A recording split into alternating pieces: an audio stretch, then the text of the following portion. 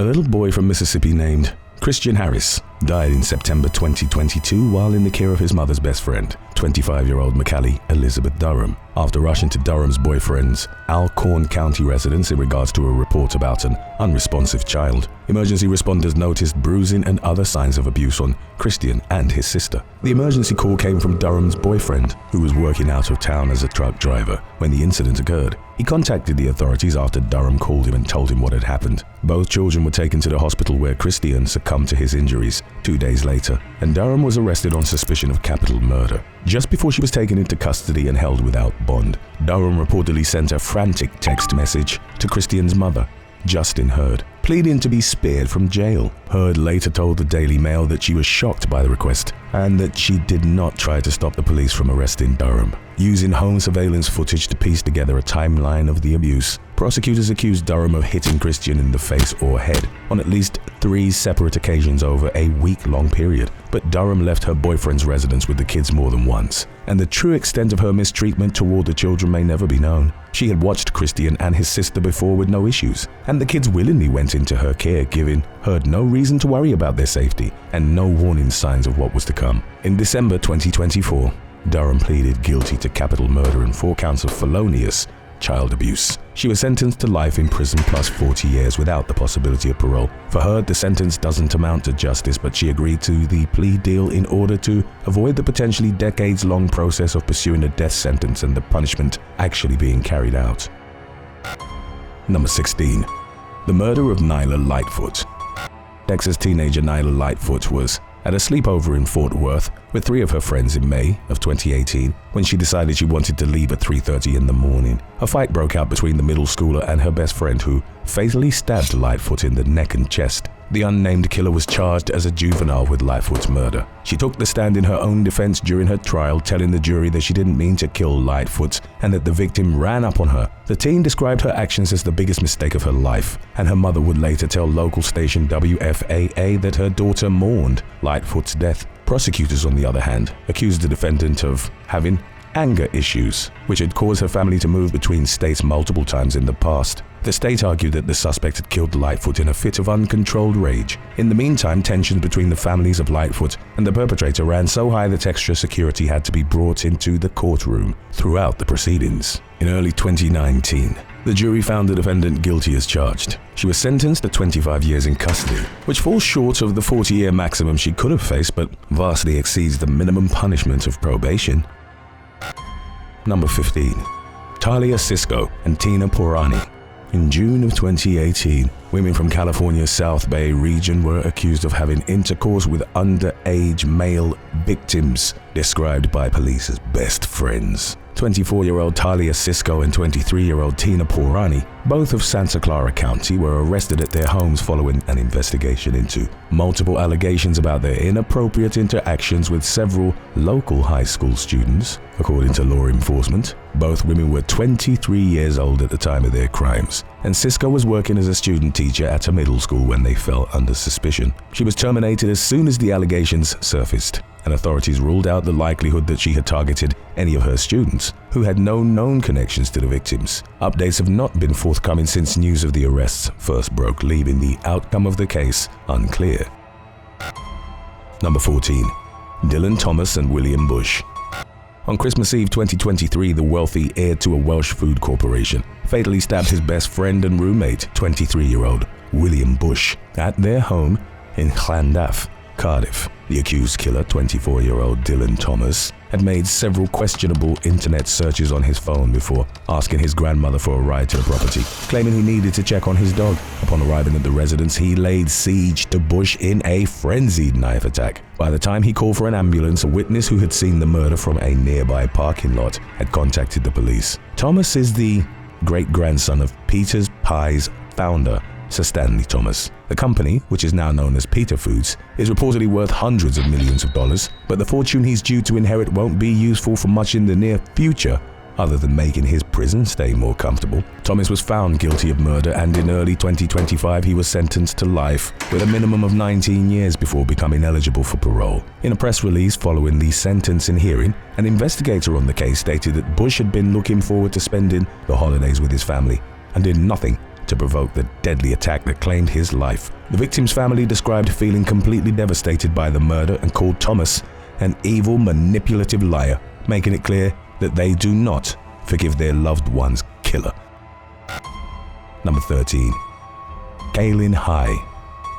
In late February of 2019, 21-year-old Kaylyn High helped her best friend leave the father of the woman's child after a domestic assault on a Baltimore street. According to law enforcement, the perpetrator struck the victim in the face with a closed fist multiple times. The two women were driving away from the scene with High's friend behind the wheel when the woman's ex began shooting at the vehicle. One of the bullets fatally struck High, prompting her friend to make a beeline for the nearest hospital. By the time they arrived, it was too late to save the young woman's life. Less than 24 hours later, police arrested 25-year-old Ramon Burks on suspicion of first and second-degree murder. Records show that he's currently incarcerated at a state prison, but do not state the nature of his conviction or the length of his term. High was one of 3 people who were killed on the same day amid an escalating spate of homicidal violence in Baltimore. While announcing Burke's arrest, a police spokesperson described the victim as an innocent bystander and cited the incident as an example of the seriousness and dangerousness of domestic violence.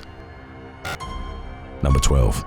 Angel Lexy Mae Pierce and Cody Vanderra Smith. 24-year-old Cody Vanderra Smith vanished in Hinds County, Mississippi during the 4th of July weekend in 2022. 10 months later, in April 2023, his heavily decomposed remains were found hidden beneath debris in a wooded area in the coastal city of Pass Christian, roughly 180 miles from where Smith was reported missing. The investigation into Smith's disappearance was initially handled by the Hinds County Sheriff's Office. After learning in March 2023 that he was last seen in Pass Christian, they handed the case over to state authorities. Smith's body was discovered the following month. Further investigation revealed that Smith had been robbed and carjacked at gunpoint by 3 individuals, including his best friend, 21-year-old Angel Lexy Mae Pierce of Belushi. The suspects killed Smith, dumped his body at the site where it was eventually found, and drove off in his Hyundai Elantra. Pierce, 25-year-old Jerry Cornelius Parkman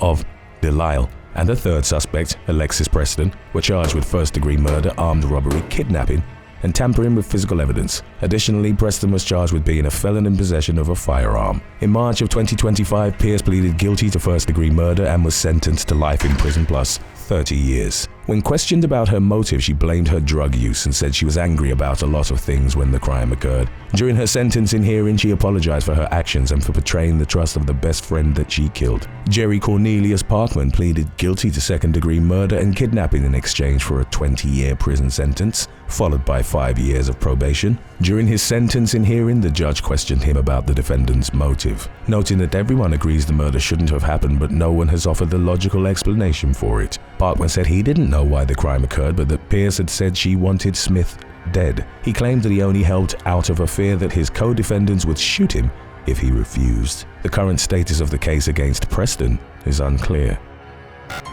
Number 11. Julio Gutierrez and Richard Thompson. At around midnight on July 30th, 2022, police responded to a reported disturbance at a residence in Lubbock, Texas, where they found 29-year-old Thomas Richardson dead from a gunshot wound in the living room. He had been shot by his close friend, 31-year-old Julio Gutierrez. During an argument at the suspect's home, a neighbor reported overhearing one of the men threatening to kill the other in the midst of a heated disagreement that had turned physical. Moments after she went back into her apartment, she overheard a gunshot. Shortly thereafter, Gutierrez called 911 and confessed to the killing. He was arrested on suspicion of murder following an initial investigation at the crime scene. During the trial in October 2024, the defense argued that Gutierrez had acted in self-defense, claiming that Thompson had become increasingly violent and forced his way back into the residence after being asked to leave. The jury failed to reach a consensus and a mistrial was declared. Prosecutors were preparing to retry Gutierrez in early 2025 when he pleaded guilty to a reduced manslaughter charge. At least one of the victim's loved ones called for no mercy in their impact statement, but the judge instead sentenced the defendant to 2 days in jail on the anniversary of Thompson's death every year for the next 10 years. Number 10. Selvin Salazar and Francisco Montes. During the early morning hours of July 31st, 2018, a known gang member named Selvin Salazar shot several people, including his best friend and his pregnant girlfriend, at a party in Gardena. California. The gunfire broke out during an argument at around 4 o'clock in the morning, fatally striking 28-year-old Dolores Sanchez and Salazar's best friend, 28-year-old Francisco Montes. 39-year-old Said Pedraza was left paralyzed and died 2 years later, while Salazar's 4 months pregnant girlfriend, Ana Ortiz, survived a gunshot to the neck. Salazar shot Ortiz because he believed she had set him up to be attacked by rival gang members. He shot Ortiz, Said Pedraza, and Dolores Sanchez at a mobile home park, then ordered Francisco Montes and Montes' girlfriend into a car at gunpoint. During the drive to a friend's house, Salazar ordered Montes to pull over along a freeway ramp and shot him in the back of the head execution style. He tried to shoot Montes' girlfriend, but the gun malfunctioned, sparing her from an otherwise certain death. Salazar was charged with 3 counts of first-degree murder. During his trial in October 2024, his attorney argued that he was guilty of lesser charges because he was high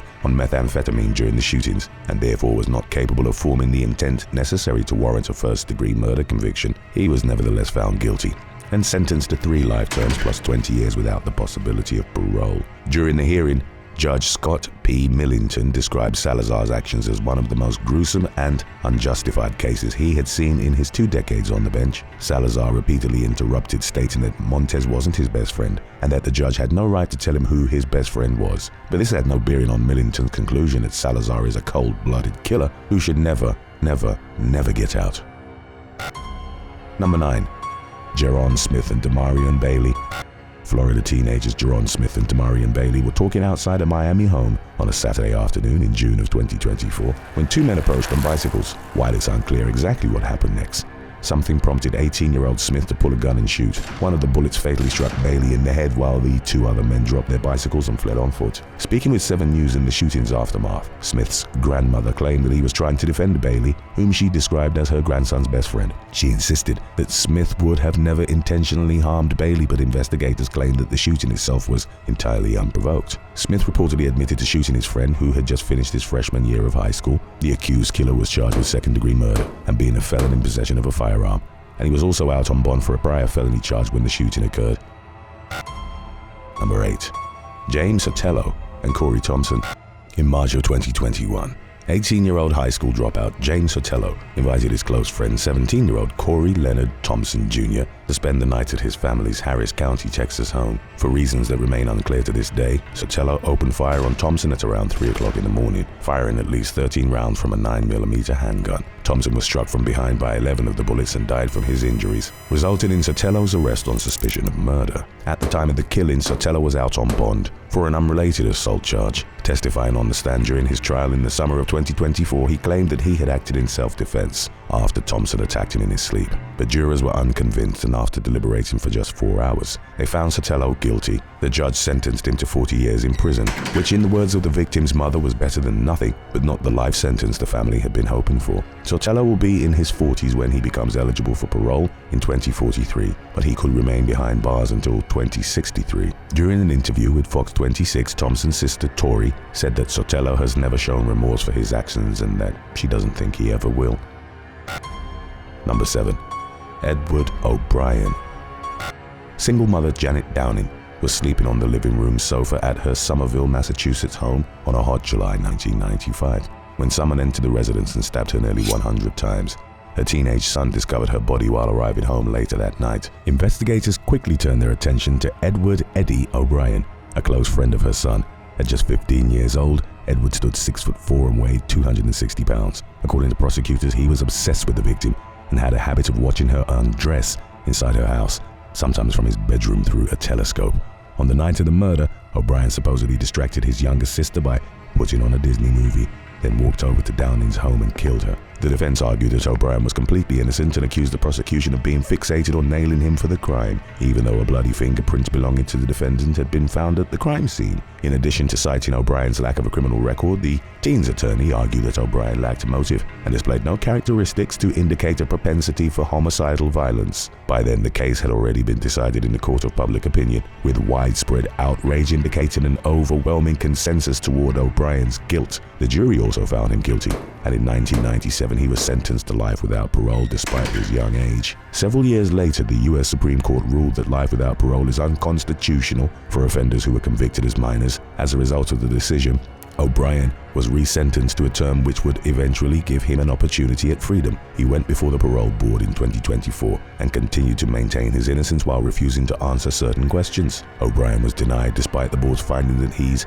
at a low risk for reoffending due to his questionable credibility and concerning prison disciplinary record, among other factors. Number 6.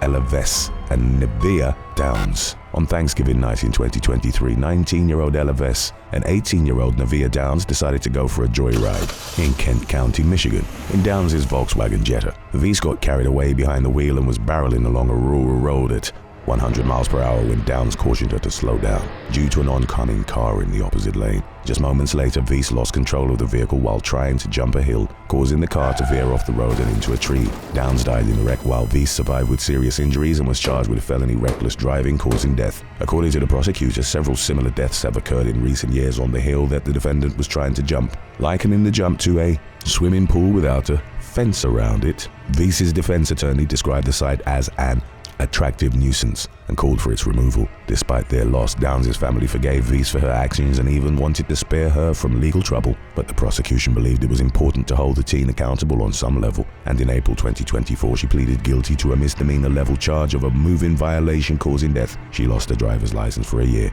and was sentenced to 4 months in jail, 2 years of probation, and 200 hours of community service. Number 5. Kenneth Beach and Josue Riscar Chirino. In November 2023, a Tennessee man with a history of mental health issues named Kenneth Beach began to display some concerning behaviors. His family made several attempts to get him help, but he was released from the hospital after an overnight stay and did not receive the amount of help his loved ones believed he needed when they took him to another facility. Roughly 2 days after Beach became symptomatic, he was accused of killing his best friend, 36-year-old Josue Riscar Chirino, who was found with multiple gunshot wounds inside a Nashville recording studio. Beach was taken into custody following the incident, and in early 2024, a grand jury indicted him on a first-degree murder charge. But Chirino's death could have been prevented if Beach had received adequate mental health treatment, according to his family, who told News Channel 5 that the accused killer has a history of bipolar disorder, depression, and schizophrenia. Beach has been in and out of the criminal court system since he was a teenager, and documented concerns surrounding his mental health go back equally as far. In 2004, he was found not guilty by reason of insanity of attempted murder and mandated to mental health treatment, but the mandate ended in 2011 and Beach stopped receiving care. He was repeatedly arrested over the following years, but many of the charges were dismissed. In the meantime, Beach's mental health treatment continued to fall to the wayside. Records show that he's currently being held without bond at the Davidson County Downtown Detention Center on a criminal homicide charge. Number 4. Malik Mason and Caleb Christopher Brown.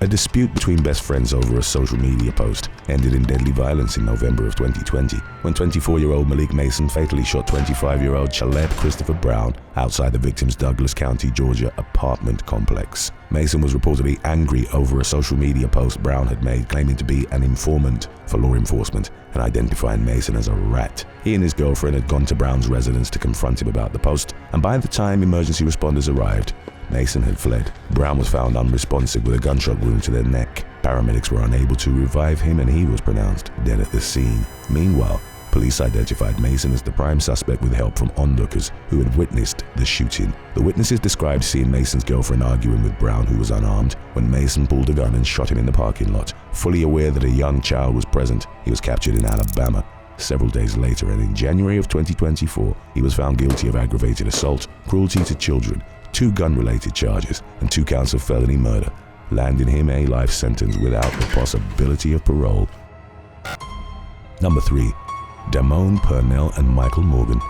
18-year-old Damone Purnell was playing with a stolen handgun at an apartment in Casa Grande, Arizona, in August of 2024 when he shot his best friend, 18-year-old Michael Morgan, in the head. He panicked and fled the scene, leaving witnesses to render first aid to the victim while they called for help and waited for paramedics to arrive. Morgan died from his injuries a few days later while law enforcement searched for Purnell, who was arrested roughly 3 miles from the crime scene on a second-degree murder charge. From the beginning of the case, authorities conceded that the shooting was most likely accidental, having occurred when Purnell and Morgan were horsing around. Purnell expressed remorse for his actions and took responsibility in court, further pointing toward the likelihood that he did not mean to kill Morgan. After considering these factors, along with the defendant's difficult childhood, the judge granted the defense's request for a 10.5-year prison sentence.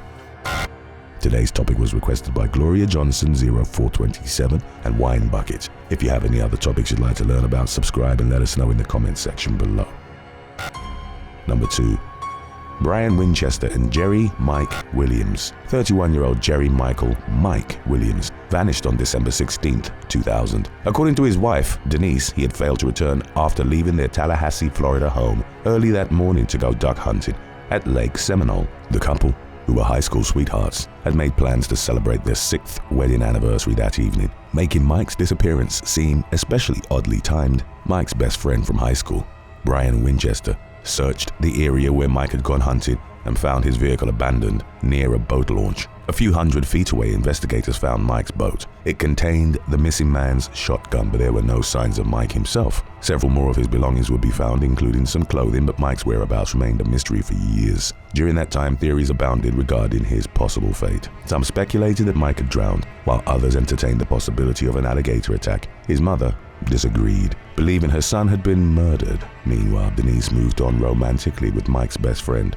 Brian Winchester, whom she had been having an affair with since before Mike vanished. This made them obvious persons of interest in Mike's disappearance, but without a body or any solid evidence of foul play, there were no grounds to pursue charges. The clandestine pair married in 2005 after Winchester divorced his previous wife, and they were together for 11 years before separating. In 2016, Winchester was arrested for allegedly kidnapping Denise. While being questioned by law enforcement, he was offered immunity in Mike's case in exchange for his confession regarding what had really happened to his best friend. Winchester admitted to shoving Mike out of their boat during the ill-fated hunting trip, knowing that the weight of his waders would make it difficult for him to get out of the water. When he saw that Mike had managed to crawl out of his waders, Winchester shot him. In October 2017, police found Mike's remains at the corner of the lake after digging with heavy equipment for 16 hours. Winchester was sentenced to 20 years in prison for kidnapping Denise. He'll be released in 2036 at the age of 65. In 2018, Denise was charged with masterminding Mike's murder. She maintained her innocence but was found guilty the following year and sentenced to 30 years in prison, finally bringing the nearly 2-decade-long saga to an end. Number 1. Daniel Armas and Dax Burke. 18-year-old Dax Burke was just days away from graduating high school in May of 2023 when he died in a car accident in Bay County, Michigan, while on his way home from a bonfire with 3 friends. The driver, 19-year-old Daniel Armas, lost control of the car at around 3 o'clock in the morning and crashed into a ditch. When he awoke in the hospital with serious injuries, he learned that Burke had died. Armas was devastated by the loss of his best friend, but his grief did not spare him from culpability. His blood alcohol content revealed that he had been drinking prior to the crash, and he also had fentanyl in his system. Authorities originally charged the team with operating while intoxicated, causing death and causing serious bodily impairment. And in 2024, Armas pleaded guilty to reduced misdemeanor level charges of moving violation causing death and moving violation causing serious bodily impairment. Burke's family forgave him for the mistakes that led to the tragedy and asked the court not to impose a harsh punishment, but the judge felt that some time behind bars was appropriate and sentenced Armas to 60 days in jail, followed by 2 years of probation. Thanks for watching.